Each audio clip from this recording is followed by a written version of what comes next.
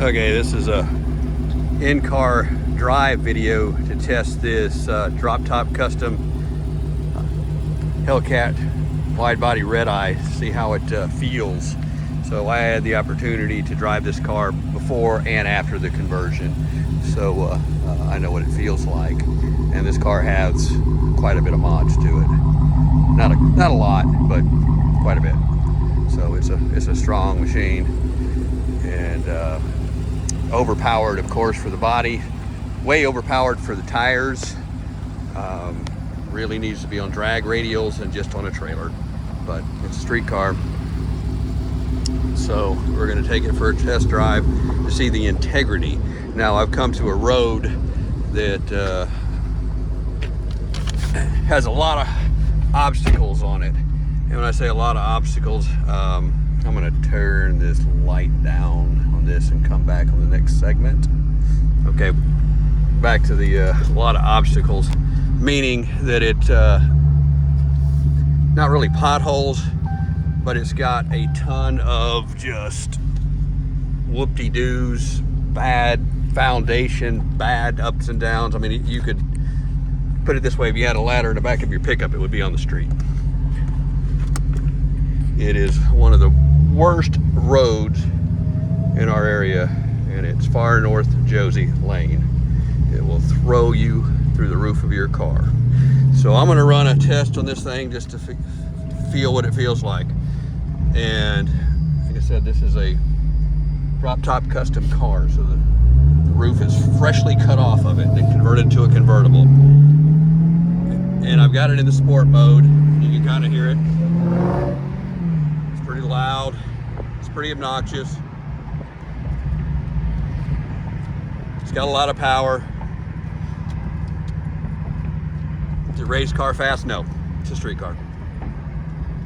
It's about 1,000 horsepower car. So we're coming up to some of these bumps up here. I'm gonna try it in the sport mode. Usually I can take my truck and get airborne on a few of these dips, and I'm talking all four wheels. There's a bad one right there. Wow, took it pretty good. This thing feels really good. I'm impressed so far. So you can just whip it back and forth. No cowl shake, nothing. Let's see what we get here. That's a good dip right there. That just went over. Hard to tell, but you see those trucks bouncing up ahead. They're hitting brakes and slowing down. Oh, that's a good one. He's slowing down because he's about to go through his roof. This is a good one here. So here we go. I'm going, 55, 60 miles an hour right over that, and they're going a lot slower. Wow. So now I'm going to put it in track mode for even the worst bumps. So let's put it in track. You can feel this thing really stiff up. Oh yeah, it's bumpy. Here we go. I'm impressed. This car is still got all of its integrity. Wow. So that's a hard railroad track. If you know this road, you know what I'm talking about. So I picked this road specifically just for this. Okay, the worst part's over, except there's a good dip right here. If we can get this line, catch it, you'll see these guys. Watch their vertical transition. Woohoo, here we go. There we go. Come on, baby. Let's get this Dodge up there. Wham! Oh, but I just punished this car, and it did fine. Punished it. So I'm going to tell you that this Droptop custom, and I have nothing to do with the company. I'm kind of disgusted with them, how long it took. But the car's good. This is not a piece of crap. So if whoever gets one of these things done, I think they're going to be pleased with it. The structure of the car feels good. The integrity is all there. It may have a 10 to 15% different feeling than it did before. It's not much, because these cars are really stout to begin with. So anyway, I'm going to add to this video. I'm going to go up on the highway and take it for a little spin there and see how it does. So far so good.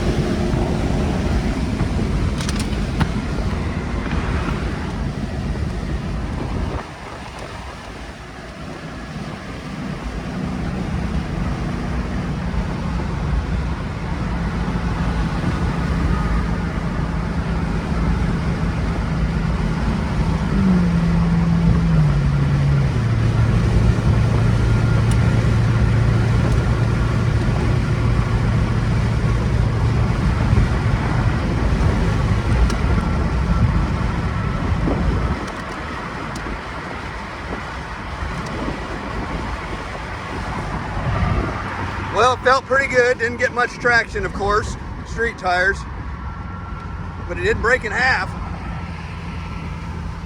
Still got a lot of integrity. Feels strong, feels good.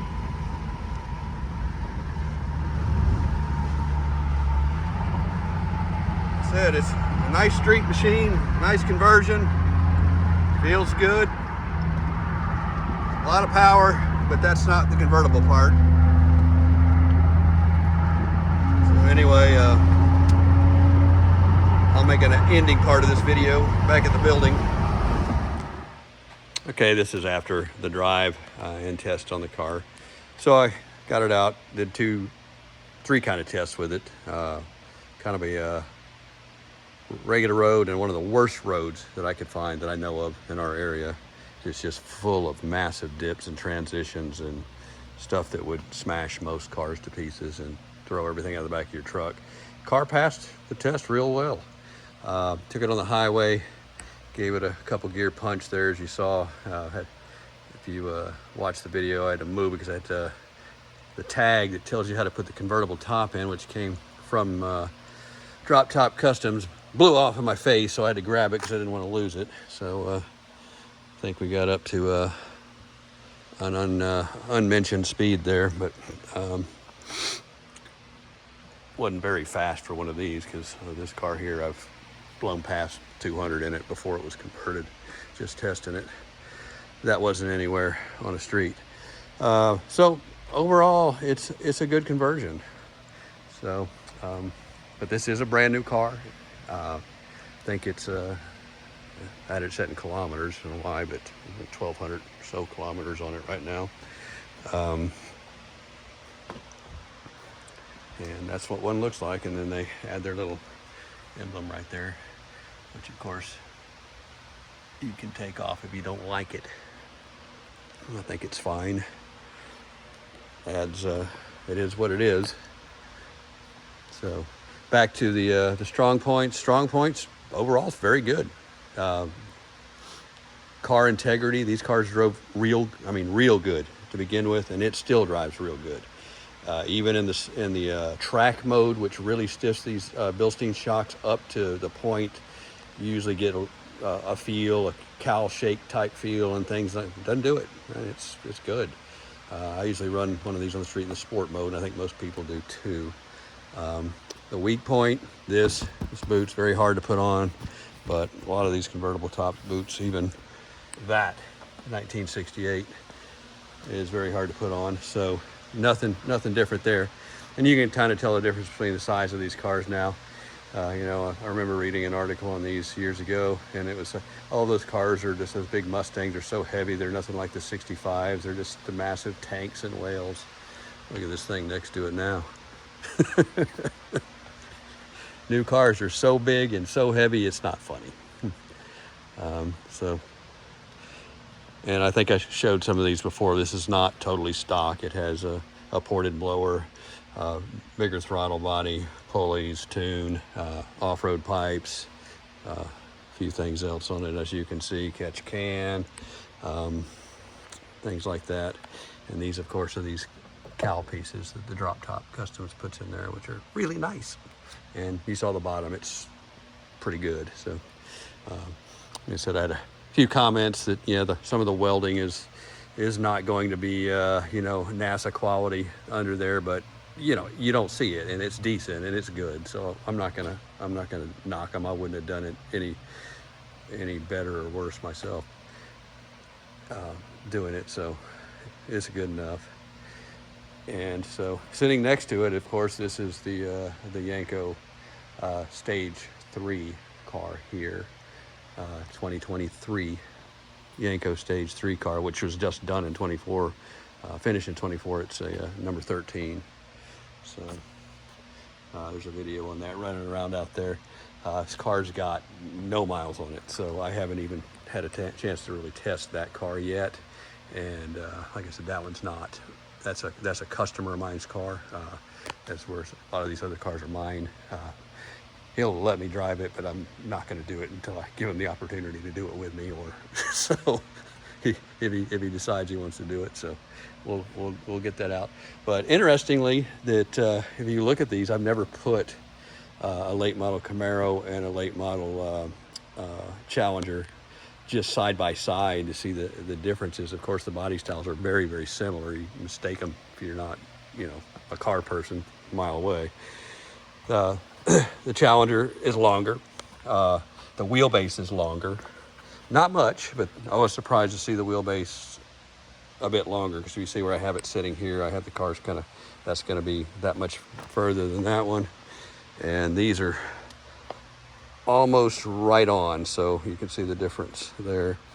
And the length is just a little bit more. I don't remember the weights of these, and I was asked, I don't know what the weight of that adds or takes away on that convertible conversion, to be honest with you.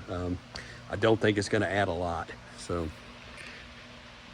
it's not a major weight contributing factor.